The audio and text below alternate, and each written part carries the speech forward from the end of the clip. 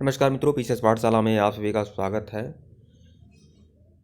यह सीरीज संख्या 10 है और यह आपको बता दें कि यह एक बुक है समसामयिकी घटना चक्र। ये आप लोग देख रहे हैं समसामयिकी घटना चक्र, assistant professor GIC, PGT, GIC LT grade, GDC मतलब राजकीय डिग्री कॉलेज, जितना ये आपके ये पेपर होने वाले हैं, ऐसे भी जीएस के प्रश्न, जीएस के जितने भी प्रश्न थे इसका सॉल्व पेपर है। सॉल्व पेपर है, आप लोग देख सकते हैं इतनी सारी परीक्षाओं का यह सॉल्व पेपर है और लगातार परीक्षाओं के जितने भी सॉल्व पेपर है वो हल कराया जा रहा है। अगर इसके पहले का वीडियो नहीं देखे हैं तो प्लेलिस्ट में जाइएगा, समसामयिकी घटना चक्र, जीआईसी, जीडीसी, एपीएचएससी सॉल्व पेपर के नाम से प्लेलिस्ट बनी हुई है, प्लेलिस्ट में जाइए उस सभी वीडियो को देखिए। तो मैं कुल 15 प्रश्न करके करा रहा हूँ। जैसे आपका पेपर है, परीक्षा तिथि 22 मार्च 2015, चतुर्थ चरण की परीक्षा है 2014 की, इसको मैं हल करा रहा हूँ और 15 क्वेश्चन मैंने करा दिया है और 15 क्वेश्चन करके ही मैं इसे करा रहा हूँ। तो भाई शुरुआत करते हैं। प्रश्न संख्या 16 देखिएगा, इंदिरा गांधी राष्ट्रीय मुक्त विश्वविद्यालय किस वर्ष में स्थापित हुआ? इंदिरा गांधी राष्ट्रीय मुक्त विश्वविद्यालय किस वर्ष में स्थापित हुआ? तो यह आपका 1985 में स्थापित हुआ है। इंदिरा गांधी राष्ट्रीय मुक्त विश्वविद्यालय इग्नू के नाम से जाना जाता है। यह केंद्रीय विश्वविद्यालय है। इसकी स्थापना 1985 में हुई थी। दूरस्थ एवं मुक्त शिक्षा हेतु उच्च शिक्षा प्रदान करने के लिए इसका गठन किया गया था। प्रश्न 17 देखिएगा, परिकल्पना का तात्पर्य है, परिकल्पना का तात्पर्य क्या है? परिकल्पना का तात्पर्य है संभावित उत्तर, संभावित उत्तर। विकल्प बी जो है वो आपका सही है, संभावित उत्तर। परिकल्पना से तात्पर्य किसी समस्या से संबंधित समस्त संभावित उत्तर पर विचार करना है।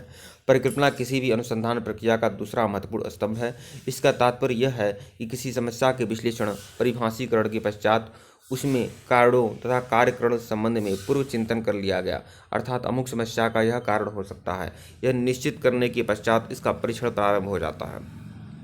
प्रश्न 18 देखिएगा, भारत में लिंग भेद अनुपात क्या है? भारत में जो लिंग भेद अनुपात है वह क्या है? तो भारत में लिंग भेद जो अनुपात है और पुरुषों का सबसे ज़्यादा लिंग अनुपात है, उसके बाद महिलाओं का है, तो विकल्प बी जो है वो आपका सही है। लिंगानुपात प्रति हजार पुरुषों पर महिलाओं की संख्या के रूप में परिभाषित किया जाता है। जनगणना 2011 के अनुसार भारत में प्रति हजार पुरुषों पर महिलाओं की संख्या 943 है, अर्थात पुरुष 943, अर्थात पुरुष की जो संख्या है वह सबसे ज़्यादा है महिला की संख्या के अपेक्षा। प्रश्न 19 देखिएगा, एक्सेल का प्रयोग होता है। एक्सेल का प्रयोग क्या होता है? प्रदत्त विश्लेषण के लिए, प्रदत्त विश्लेषण के लिए एक्सेल का प्रयोग होता है। एमएस ऑफिस का ही यह भाग है एक्सेल, और एमएस ऑफिस के में एमएस वर्ड भी आ जाएगा, फिर एमएस एक्सेल आएगा, एमएस पावर पॉइंट आएगा, कई सारे आएंगे। तो विकल्प सी जो है आपका सही है। एक्सेल एक इलेक्ट्रॉनिक स्प्रेडशीट जो सांख्यिकी गणना करने और चार्ट बनाने में सहायता प्रदान करता है। जिन लोगों की संख्या का विश्लेषण, रिकॉर्ड व सूचनाएं व्यवस्थित करने की आवश्यकता होती है वे लोग एमएस एक्सेल का प्रयोग करते हैं। प्रश्न 20 देखिएगा, भारत छोड़ो आंदोलन किस वर्ष से जुड़ा हुआ था? भारत छोड़ो आंदोलन जो था 1942 में शुरू हुआ था। भारत छोड़ो आंदोलन 1942 में, विकल्प ए जो है वो आपका सही है। क्रिस मिशन की विफलता के बाद महात्मा गांधी ने ब्रिटिश शासन के खिलाफ अपना तीसरा बड़ा आंदोलन छेड़ने का फैसला लिया। 8 अगस्त 1942 को बम्बई में अखिल भारतीय कांग्रेस कमेटी की बम्बई सत्र में अंग्रेजों भारत छोड़ो का नारा दिया गया।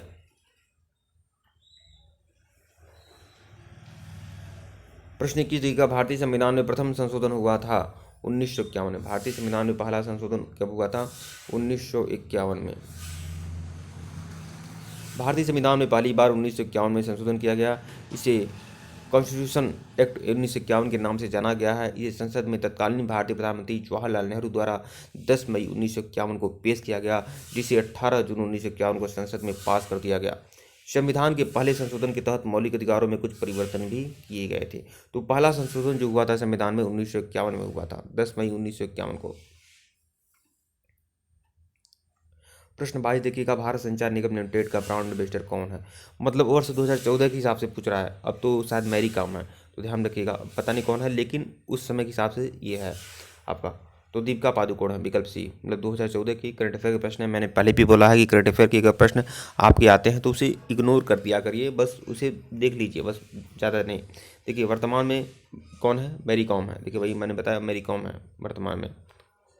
प्रश्न 23 बताएं, पेडागोजी किससे जुड़ा हुआ है? पेडागोजी जो है पठन पाठन से शिक्षण कार्यों से जुड़ा हुआ है पेडागोजी। तो विकल्प डी जो है वो आपका सही है।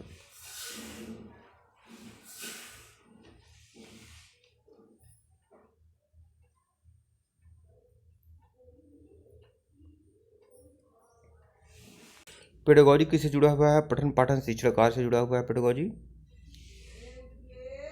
प्रश्न 24 देखिएगा, ICT में सी का अर्थ क्या है? ICT में सी का अर्थ है संचार। विकल्प सी जो है वापस सही है। ICT में सी का अर्थ जो होता है संचार होगा। मैन का अर्थ क्या है? Metropolitan area network. विकल्प सी जो है वापस सही है। प्रश्न 25। प्रश्न 26 देखिएगा, तो मित्रों थोड़ा मैं कंफ्यूज हो गया था कि देखिए दरअसल बात एक देखिए कुछ ऐसे प्रश्न हैं जो पहले से भी मैं आपको लग रहा है कि मैंने पढ़ाया हुआ है। तो देखिए ये चतुर्थ चरण का पेपर है, ये चतुर्थ चरण का पेपर है, लेकिन 3 से 4 प्रश्न ऐसे हैं जो तृतीय चरण में भी आ गए हैं और चतुर्थ चरण में भी आ गए हैं।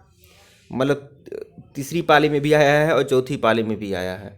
तो यही इसीलिए मैं कंफ्यूज हो गया कि भाई मैंने पढ़ाया हुआ है, अभी मैंने कल के डेट में मैंने वीडियो अपलोड किया हुआ था तो उसमें बताया हुआ था, लेकिन 3 से 4 प्रश्न है जिसकी देखिए मैन आपका तृतीय पाली में भी है। हाँ, फिर आपका मैरी काम वाला है, फिर पेडागोजी वाला में कन्फ्यूजन में आ गया। तो देखिए चतुर्थ चरण में भी वही सारे प्रश्न हैं, कई सारे प्रश्न हैं। तो देखिए प्रश्न 26 देखिए, भारत में कौन सा राज्य सबसे अधिक कॉफी का उत्पादन करता है? तो यह भी आपका आया हुआ प्रश्न है और उसी पाली में आया हुआ है, मतलब तृतीय पाली में आया हुआ है। तो कर्नाटक, विकल्प ए जो है वापस सही है। तो देखिए कर्नाटक देश में सबसे अधिक कॉफी उत्पादन करता है, लगभग 71% कॉफी का उत्पादन कर्नाटक करता है। उसके बाद केरल 20% करता है, तमिलनाडु 5% करता है। प्रश्न 27 देखिएगा, गांधी जी भारतीय राष्ट्रीय कांग्रेस के किस अधिवेशन में अध्यक्ष बने थे? तो यह बेलगांव अधिवेशन। भाई 3, हमको लग रहा है 5 या 6 प्रश्न इसमें दोहराए गए हैं, रिवीजन हुआ है तीसरी और चौथी पाली में, अब आप समझ सकते हैं। महात्मा गांधी द्वारा अखिल भारतीय राष्ट्रीय कांग्रेस के एकमात्र अधिवेशन बेलगांव अधिवेशन की अध्यक्षता 1924 में किए थे। वर्ष 2016 के लखनऊ अधिवेशन की अध्यक्षता किसने किया था? MC मजुमदार ने किया था। प्रश्न 28 देखिएगा, CBDT किस प्रकार के करों से जुड़ा हुआ है? CBDT जो है आयकर से जुड़ा हुआ है। विकल्प डी जो है वो आपका सही है। यह भी शायद प्रश्न उसी में था। भारत में प्रत्यक्ष कर से संबंधित सभी मामले 1 जनवरी 1964 से केंद्रीय प्रत्यक्ष कर बोर्ड CBDT को सौंप दिए गए हैं और इसे एक राजस्व बोर्ड अधिनियम 1963 से अधिकार प्राप्त है। CBDT वित्त मंत्रालय में राजस्व विभाग का एक हिस्सा है। एक ओर CBDT भारत में प्रत्यक्ष कर की नीतियों योजनाओं के लिए आवश्यक निविष्टियाँ प्रदान करता है, वहीं दूसरी ओर यह आयकर विभाग के माध्यम से प्रत्यक्ष कर कानूनों के प्रशासन के लिए जिम्मेदार है। प्रश्न 29 देखिएगा, भारतीय संसद के निचले सदन की अध्यक्षता कौन करता है? अध्यक्ष करता है, लोकसभा का अध्यक्ष। यह भी प्रश्न आपका तृतीय चरण में भी आ चुका है और चतुर्थ चरण में भी आ चुका है।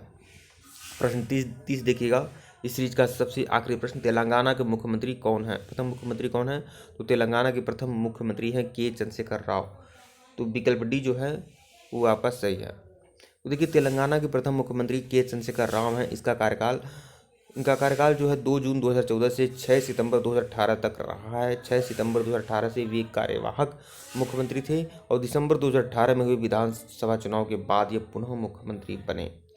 तो यह है उनका कार्यकाल। ठीक है मित्रों, वीडियो को लाइक और चैनल को सब्सक्राइब करेगा, टेलीग्राम बिल्कुल ज्वाइन करेगा, लिंक डिस्क्रिप्शन में दिया गया है। धन्यवाद आप लोग को।